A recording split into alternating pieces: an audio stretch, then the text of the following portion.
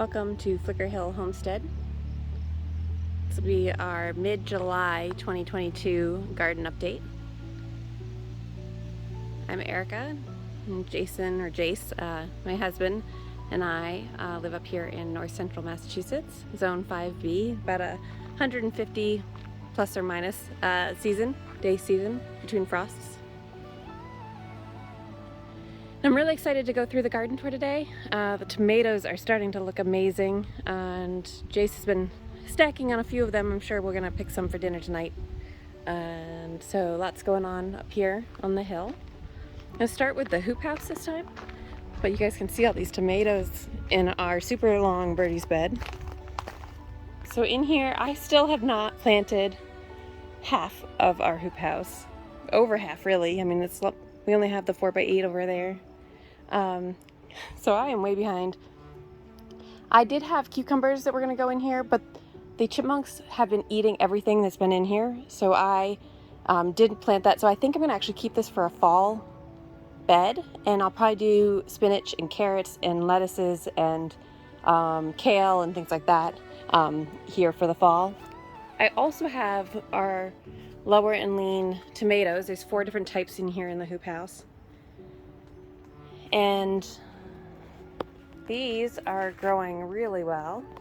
You see they're actually anchored, rooted way back over here, and then they kind of come up and go up to the cables Jace set up. He still has one more cable to put up. We had him use the bolt eye bolt for our scale, and so that's still kind of stole it for another project. So I need to come over here and prune. This is a very large sucker, so this will get cut right down here. But the tomatoes are looking really, really good. He's already been stealing a bunch of these. These are the Valentines. I think they're considered a grape here. And then the next one in is a Mountain Magic, which is a 2-ounce slicer. These are just starting to turn. The next one back here is a Rutgers. And then Big Beef is over here. I'm also going to plant a bunch of basil in here, which I think will do really well. It always does very well in here. And then I did see, I'm not sure if you guys are hot pepper people, but Jim Duffy, who's got Refining Fire Chilies, had a special on some late pepper plants. So those have been shipped, and we'll add some of those over there. These hot peppers are doing pretty good. This is a Prima Tali. There's a peach scotch bonnet in the back there. And this is also a peach scotch bonnet. It's got some babies on it. Another Prima Tali here. I can't even see the tag there. There's bell pepper. The tag got switched. It was supposed to be a habanero. And this plant looks a little sick. This is needs some help here. I'll have to come back and clean it up. This is the habanero. And then we have a bunch of these Thai chilies. These are the 2 regular Thais, and then these ones are the golden Thais. They hang down. So there's 3 of those. And that's all the alyssum that self-seeded from last year, and the marigold that self-seeded from last year. So most of the peppers are doing pretty good in here. I am due for fertilizer. The green stalk is doing all right. I forgot to water it. So some of the things weren't very happy with me. But I wanted to try this because I had onions everywhere. The onions are getting really big, which is kind of interesting. Strawberries are doing amazing, as expected. And some more onions on the bottom. And I did plant some more lettuces in here.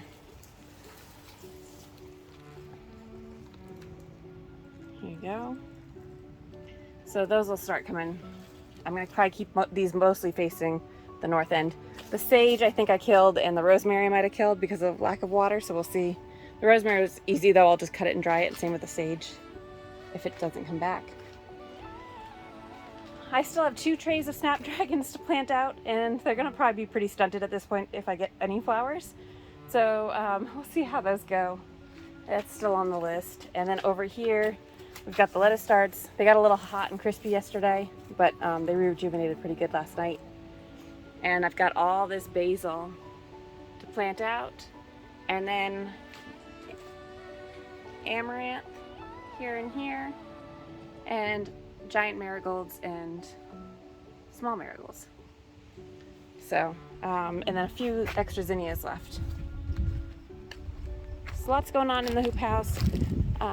Potatoes need to be harvested. A couple of them could still be going here in these bags. And then we get to the giant 27-foot, 50 tomato plants in this one bed. It's just amazing. I am loving the design here. And the alyssum looks really good all in the bottom here. This guy deserves a little special attention. I don't know if you can see how big this one is. I can show you. It's almost like a donut. That's all one tomato. And it's got 2 tops, kind of, over there. And it's cracky, it's ugly, but it's just kind of fun. The problem when you have these, it means that there's a whole bunch of flowers came together and you had twins or quadruplets or whatever this might be. There's probably 4 or 6 tomatoes here. You're gonna notice that they're gonna ripen at different times. So you gotta be careful on when you wait to pick these massive ones. These are Cherokee carbons.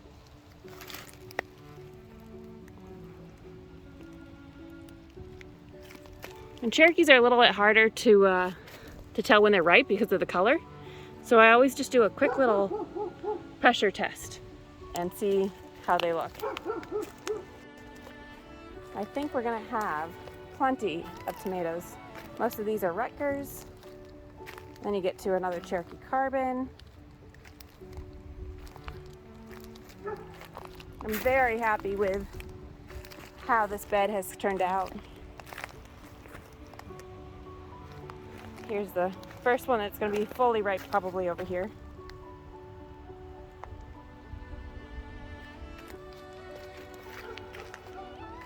But not bad for our lower and lean method outside with the setup Jace built me. Some of them are getting to the top, so they're almost ready to actually get lowered and leaned. So I'll be doing a video on that really shortly. Over here we have a bunch of the Marzanos. I'm still having some issues with blossom end rot, but not nearly as much. So I think the new stuff coming in are fine. And then I have a Torahina cherry here. Jace has been eating those.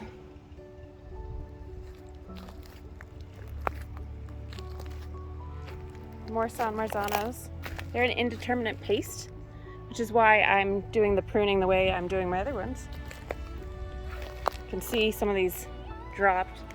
The plant can't handle it. This is a clementine 2-ouncer. So I've been coming out and checking the bottoms and pulling off any that have bad spots. There's a lot of good resources online for what to do with these. There's a lot of information out there that isn't fully accurate, kind of old wives' tales. So I'm going to be swimming in tomato sauce, it looks like, probably by next week. I was asked this on a forum earlier today about how you keep up, or when do you do your canning, and I try to do every 5 pounds. And at this rate, with this many tomatoes, plants will probably do we'll probably have 10 pounds a week. So probably do a batch a week or so. We might get up to more than that some weeks, because a lot of these will ripen all at once right off the bat, and then they'll start staggering a little bit. But we'll have a consistent harvest, so we'll do 2 types of tomato sauce, a basil, kind of pizza marinara, and then a plain sauce, so we can use it in chilies and other sauces like that. And then we'll have a taco sauce we really liked. We want to make it a little spicier this year. And then we will do a our salsa, which was a huge hit and we're almost out of, so that one we will probably be doing more. We've got a bunch of things. We did a ranchero sauce. We might want to do another ketchup this year, try to get a better recipe for that. And we want to do our own fire roasted tomatoes. So that's all on the list for all of these. Last year we did about 250 pounds processed tomatoes, and out of 67 plants. And so we'll see having even more plants this year, how that goes. Oh, and I do want to make paste this year. Here in our pepper bed, we've got guajillos. Guajillos, maybe? I don't, probably pronouncing that wrong. And then in here, let's see if I can show you guys. These are our poblanos, are massive. They're doing really great. And fennel, which I've never grown before, I don't even know if I like it. So if you guys have any recipe recommendations or when we should pick these, let me know. Pretty excited for that. We've got our celery, more poblanos,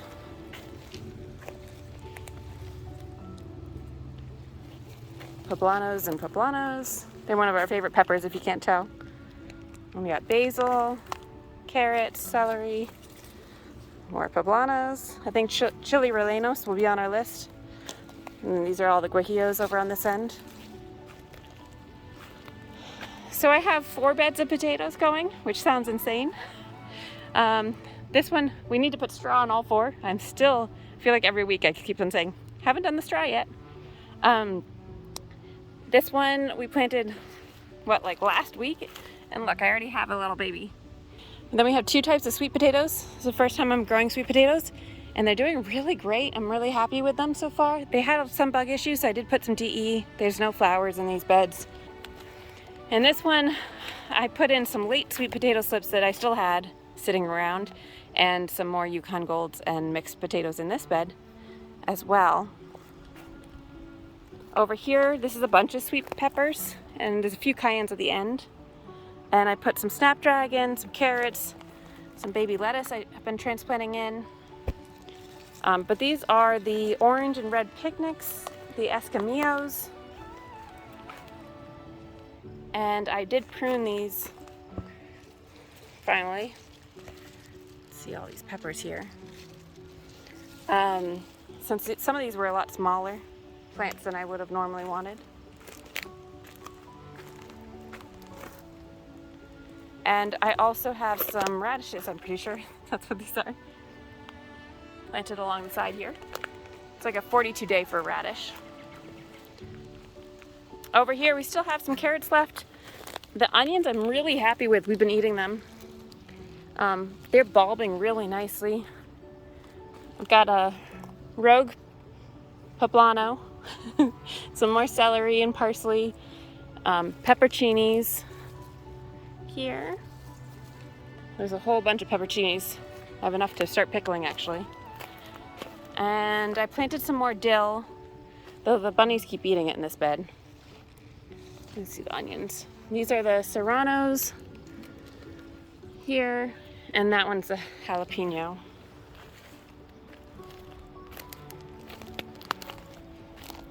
Skip over the potato beds. Last year I was really impressed with my bell pepper bed. This year I feel like it got bigger faster, even though I planted them later. But maybe it's just the foliage is more full, so we'll see. But the wrens, house wrens in the birdhouse, come in here all the time, so I'm guessing I do have some caterpillar issues because they're probably eating them. But the peppers are looking gorgeous.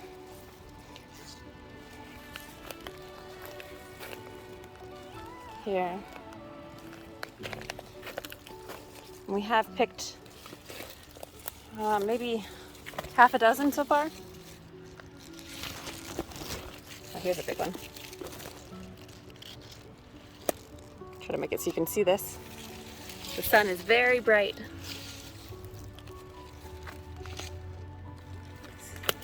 So I just have a few peppers. Last year we got over 55 pounds out of one of the 8-in-1 Birdies beds of bell peppers. Over here, this is mostly cayenne peppers, but there's one oops jalapeno in there, and then there's a few of these others on the end, which are I think the Ancho Giganteum or something like that. I really should look up the names. Here we go. So they look like anchos, but I'm not sure. They're supposed to be much bigger. So hopefully I let the plant get big enough before it fruited. And then in here we have some ties, just like in the hoop house. And these ones are more like trees, almost like a palm tree the way I've pruned them.